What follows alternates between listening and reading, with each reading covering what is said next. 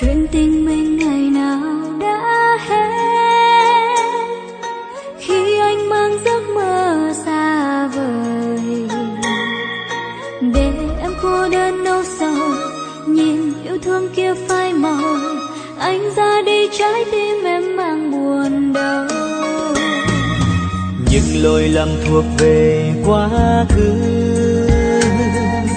anh xin em hãy quên đi để cho anh được quay lại, được yêu em bao tháng ngày, tay trong tay với nhau trên đoạn đường dài. Được yêu em là điều may mắn của anh xin em hãy cho anh cơ hội sửa sai. Dù rất muốn yêu anh thêm lần thứ hai, nhưng cảm giác con tim thật sự lo sợ. Hãy tin anh thêm một lần này nữa thôi, anh hứa sẽ yêu em không hề đổi thay. Lời hứa đó không cần anh phải hứa đâu, nếu có thế em mong anh hãy chứng minh. Vì yêu nên hôm nay anh đã biết lỗi.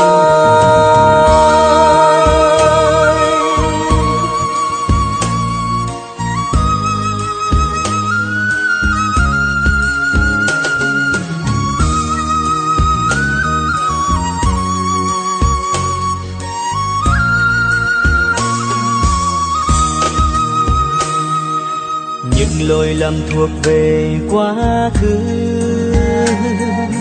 anh xin em hãy quên đi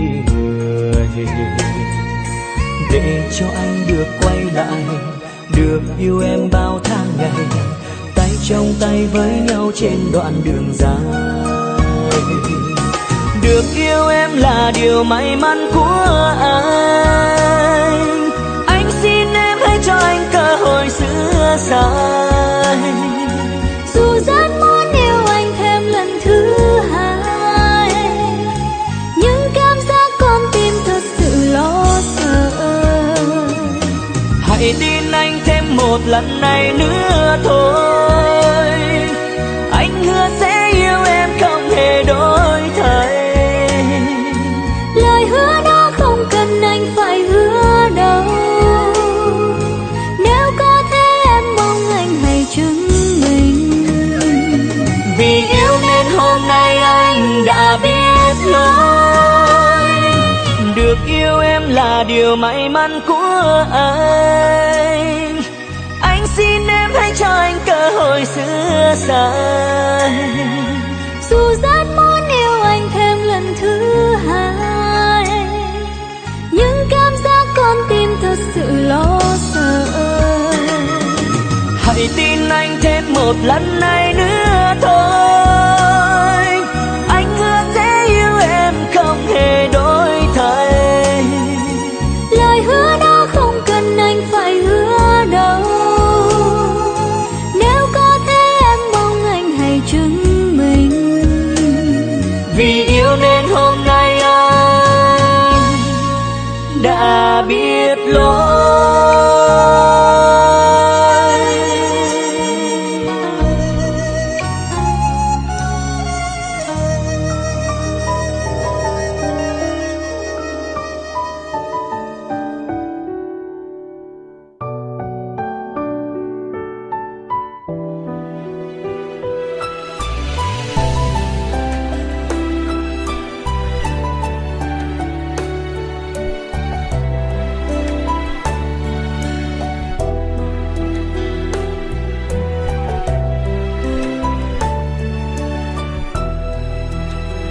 Ngồi một mình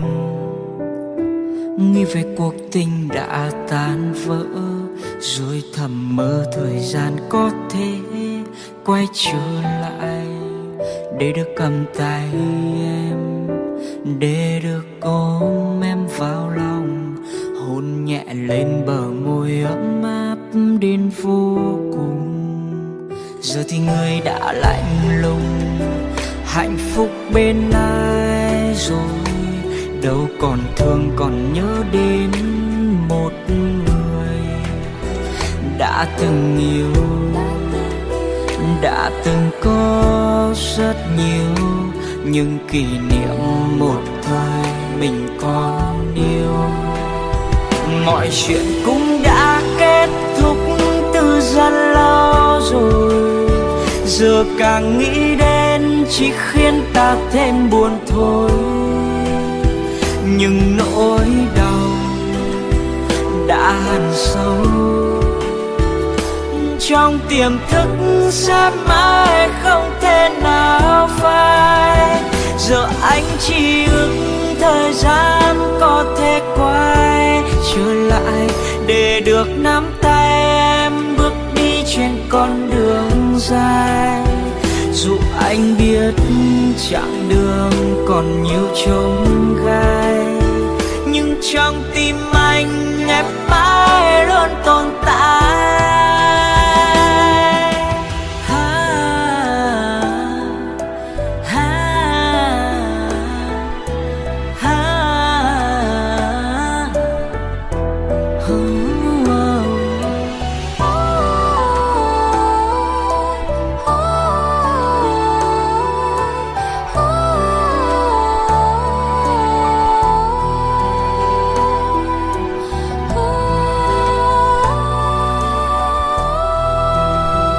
Giờ thì người đã lạnh lùng,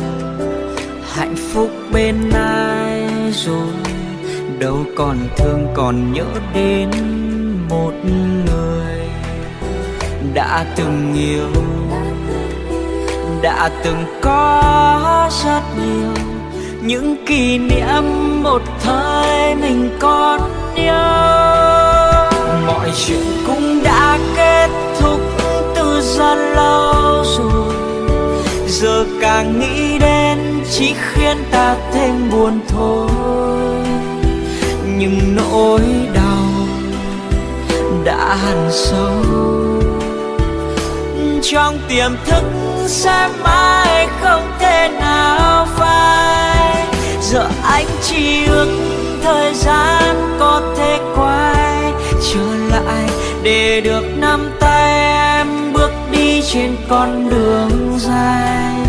Dù anh biết chặng đường còn nhiều chông gai, nhưng trong tim anh em mãi luôn tồn tại. Mọi chuyện cũng đã kết thúc từ rất lâu rồi, giờ càng nghĩ đến chỉ khiến ta thêm buồn thôi. Nhưng nỗi đau đã hằn sâu trong tiềm thức sẽ mãi không phai. Giờ anh chỉ ước thời gian có thể quay trở lại để được nắm tay em bước đi trên con đường dài. Dù anh biết chặng đường còn nhiều chông gai, nhưng trong tim anh em mãi luôn tồn tại. Nhưng trong tim anh em mãi luôn tồn tại.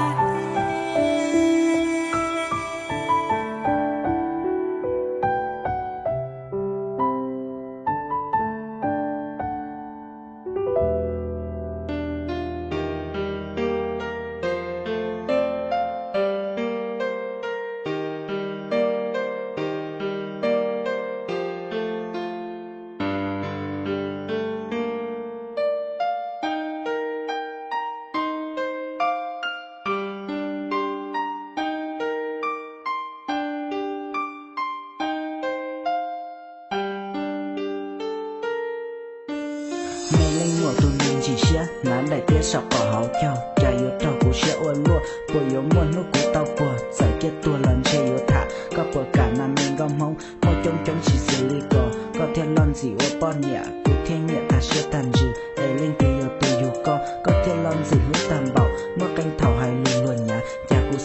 cậu ở luôn xã cậu mua trong hướng tiền nó ê tông thọ con nhau ở kề cổng ý chế bự y lưu xa tiếp bóng ba lúc nên cỏ chê vì cú ly xã tao có hành có buộc hình cú sở ý xa tổ con ba y mịt liều xã tôi nhỏ sẽ có buộc cú lò lú có tơ tiền nó xã cậu mong nó chỉ sẽ lù ê chế cú tôi lù tôi so cỏ tao có lò ở cú sẽ cú mà ê mi đê mi cỡ mà tôi sẵn gây chế hay co mà cho con muốn đồ cú nhỏ thọ có sao ở lú sẽ trống thẳng tao máu lù lên lì tù ê chế mù tao lù lú ly cú mà ly đó tôi luôn mò dòng nó giờ cú đó mù chén chê dù ê có tuần giúp lì muốn toàn nhìn là cú ý xỉu giờ cú chỉ có luôn trên mùa lú số lụt tao hồng đua xe đã cú chia cú dây chỉ lú chỉ xả bô lú tiến đầu sư tao lên từ lầu ở tụ bùa sợ tiết tuần là tiết tao có vì coi hiểu tụ cú giàu xe mua lú xe tao có tiền no là ở cú mê lên ngồi